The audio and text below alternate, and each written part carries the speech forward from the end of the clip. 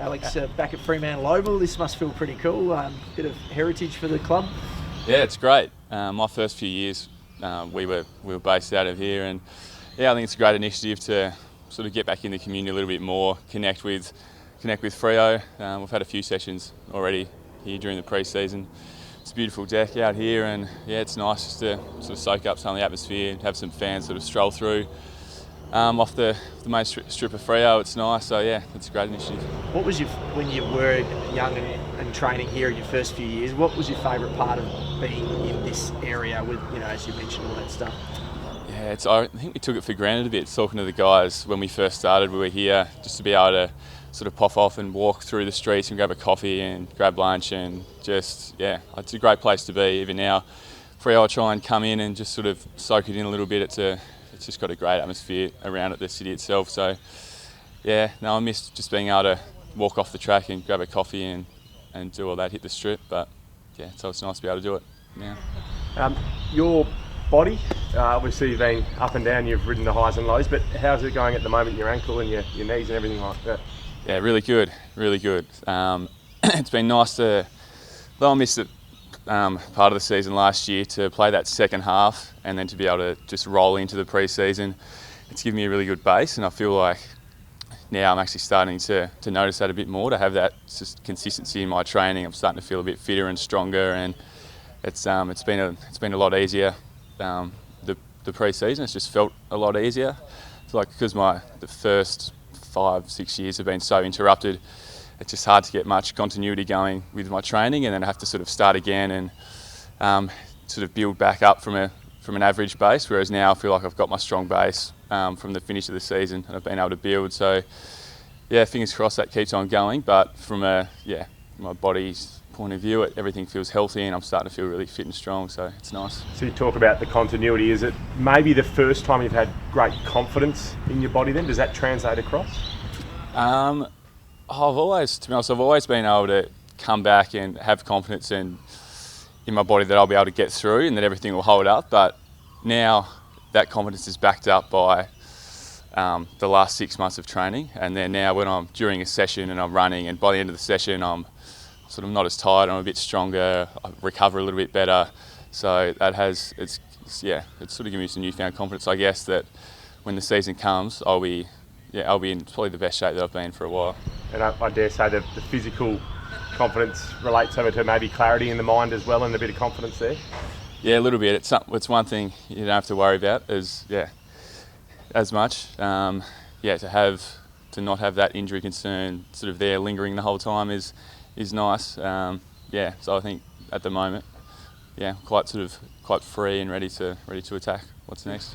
Since Joel Hanlon come across, it's sort of been either yourself or Joel has been in or out of the side. Is there a chance now that you think there's the potential to see both of you lining up, which I guess would have been earmarked a few years ago by now?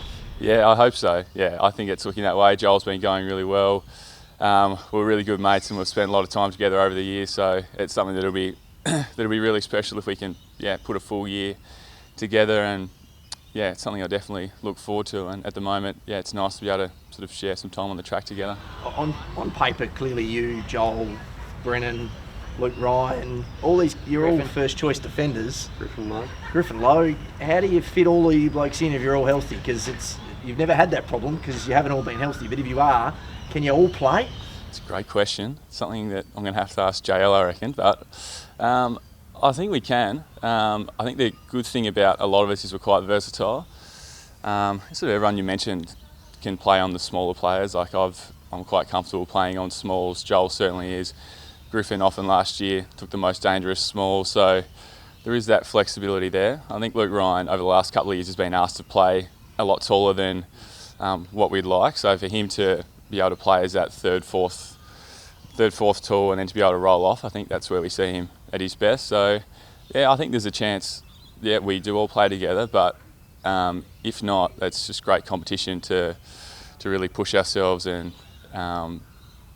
I think it's so healthy having really good competition for spots, and it means we're really battling it out here on the track because we know that there's a chance we might not all play together. So we've got to perform and got to put our name forward. Speaking of forward, is the slight forward experiment with Alex Pearce, is that done forever, or do you still see yourself drifting up there from time to time? I'd never say it's done forever, but I think after last year we probably cool the jets just slightly. Look, we'll see what happens. I've always felt I can play just about anywhere, so we'll see what happens. We'll see what we need, but at the moment, yeah, we're certainly that sort of group that you spoke about. Are playing together in defence, and although we might not have all been on the track, playing games together, we do have a really good relationship, and that back sort of 6 or 7, whoever slots in, we've got a really tight bond. So, yeah, it's exciting. Whoever gets the spots.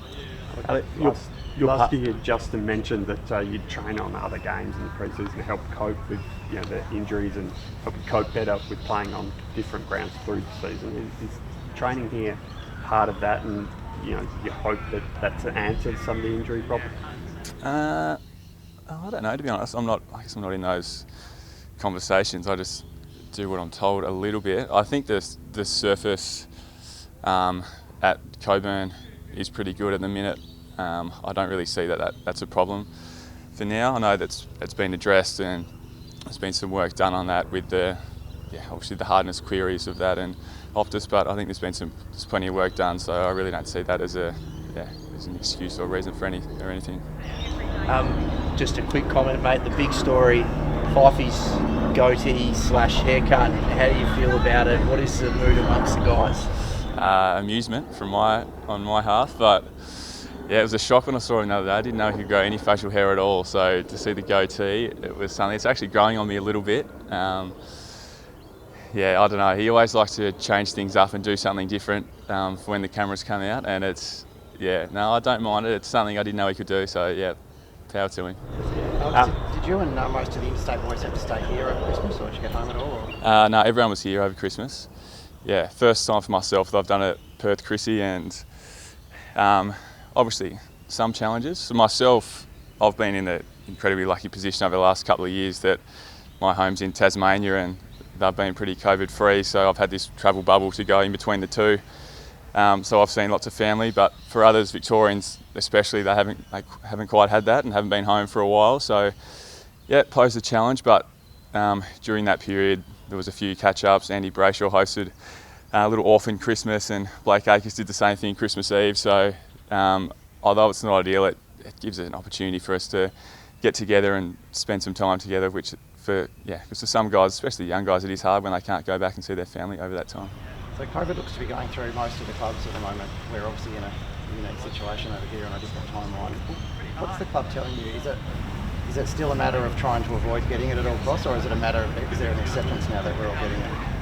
I don't really buy into the acceptance that we'll get it. I think it's probably at this time of the year, some of the players getting at other clubs, it might be handy for them. They don't have to worry about it later on in the year in this season. We can obviously see what it's doing to the Big Bash and some of the sports all around the world, players missing due to COVID. But I think for us, when COVID inevitably does get into WA and we have to deal with it and we have to start travelling interstate, we're just going to have to be careful with what we do and where we go, and I think it's going to be a real competitive advantage, the teams that can keep players on the park, because it's inevitable that there's going to be games during the season when players will have COVID and teams will be under strength. So to be able to sort of do the right thing as a playing group, stick together and avoid certain hotspots when they arise. Obviously we've been lucky at the moment, we've been able to enjoy some freedom, but that's not going to be the same for the whole season. So when that sort of comes, we'll have to change the way we do things and look after ourselves. This might be really dumb, but all these Victorian clubs, a lot of the two Sydney clubs, they're getting a lot of players who are getting COVID now. They're already dealing with it. It's not the season's ages away. You guys, because of the timeline, are probably going to be dealing with it in season. Is that an advantage for those teams over there to sort of face it now, get it out of the way, or do you think it's better to have that pre-season block where you're uninterrupted? Talk to me about that. Yeah, it's an interesting conversation. It is nice for us to be uninterrupted even during this Christmas break when we're training together in our small groups, to be able to just go and train, do whatever, not have to have a week off with COVID, not have to recover for 2 weeks to get over COVID, which is what's happening for some people that get it. the best case scenario, we make the most of the freedoms here, and then when COVID sort of starts to seep in, our I guess our sort of protocols hold up, and we can avoid it. And if any sort of little outbreaks happen, we can limit it. It's going to be really interesting. It's going to be the story of the season, I think, to see how clubs manage. Yeah, I still think the best thing to do is just avoid it and not get it, not have to worry about the health risks that come with it, not have to worry about the isolating, the extra stress on keeping players apart and all that kind of thing. So it might be wishful thinking, but we're going to do our best to limit our exposure and sort of make sure that as many players are available for every game this season. Does that inevitably mean you go down to groups that potentially training here but also socialising as well? Is that limiting that as well? We haven't spoken about it as a club, but I mean, I think it's common sense that when there's COVID in the community, you avoid it, and you have to make smart decisions individually, and there'll be some parameters set as a club, I'm sure, which there has been over the last couple of years. So it's not something new that we have to deal with. There's different challenges this year than the last couple of years, but I think the ability of our group to just sort of take on what we need to do. We trust the medical advice, we trust the experts, we trust the club to look after us, and that's sort of where we stand. One more, you got the team meeting. So. If the season becomes about squads rather than sort of 22s, like how deep do you feel like you're about sort of all the way down to 40 here if you need to use everyone? Yeah, super confident. I think over the last couple of years we have blooded a lot of young guys who have performed, and the competition on the training track's been fierce before Christmas, and like I said, it's been nice to be able to have our full complement of the list available to train and to really get sort of training minutes into them at a high intensity. So yeah, look, I'm super confident that everyone's going to be ready to step up. You use a lot of your list anyway during a season. Maybe we have to use a few more, but it's just super exciting for guys when they get the opportunity to step up. You're a teammate of Harley Ballack. How hard is that news for you? Yeah, it has been easy for a lot of, I think the club in general, for us that played with Harley and for ex-teammates that I've spoken to. He was such a great kid, Harley, and such a fun person to be around, such an infectious smile, and our heart breaks for his family back in Melbourne. Our thoughts are with them. I think that's it.